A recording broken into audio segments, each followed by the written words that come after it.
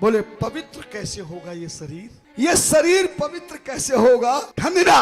ये शरीर मनुष्य का नहाने से नहीं, गंगा जी में डुबकी लगाने से नहीं, तीर्थ में जाने से नहीं, दान करने से नहीं, यज्ञ करने से नहीं, पूजा पाठ करने से भी ये शरीर पवित्र नहीं होगा।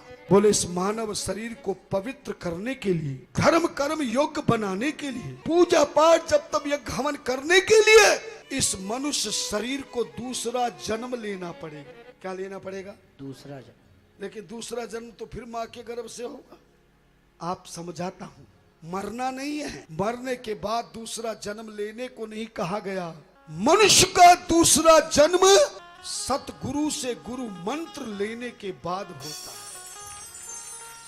एक जन्म माँ के गर्भ से जो शरीर तैयार होता है उसको फिजिकल बॉडी कहते हैं, उसको भौतिक शरीर कहते हैं। संसार में रह करके शिक्षा प्राप्त करना, डिग्रियां लेके नौकरी करना या व्यापार करना, धन कमाना, शादी करके पत्नी लाना, बच्चे पैदा करके खानदान चलाना, परिवार को आगे बढ़ाना, कमाना, खाना पीना, ये शरीर माँ के गर्भ वाला करता है।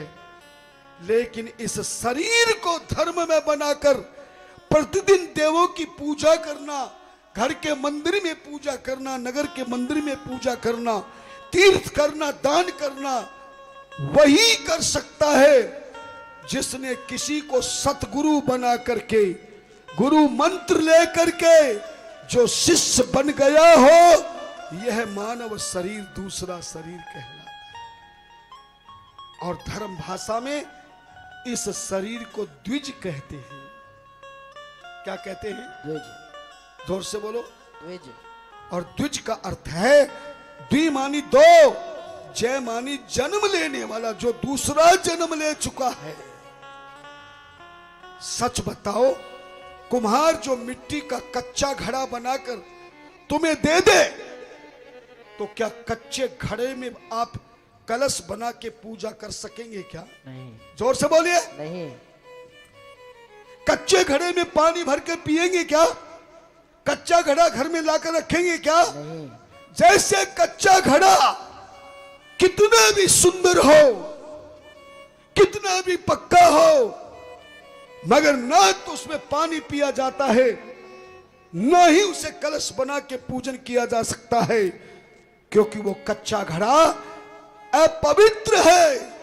लेकिन वही कच्चा घड़ा जब अग्नि में पक जाता है तो इतना पवित्र हो जाता है कि वो मंगल कलश में बिठा करके उसकी पूजन किया जाता है। जय हो। मां के गर्भ से जन्म लेने वाला ये मानव शरीर कच्चे घड़े की तरह होता है। और जब ये किसी को सतगुरु बनाकर, नाम दान लेकर, गुरु मंत्र लेकर जब शिष्य का रूप धारण करता है, गुरु से ज्ञान लेता है, गुरु की सेवा करता है, तब यही कच्चा घड़े के समान ये मानव शरीर पके हुए घड़े के समान हो जाता है, जो दुनिया के द्वारा पूजन में काम लिया जाता है।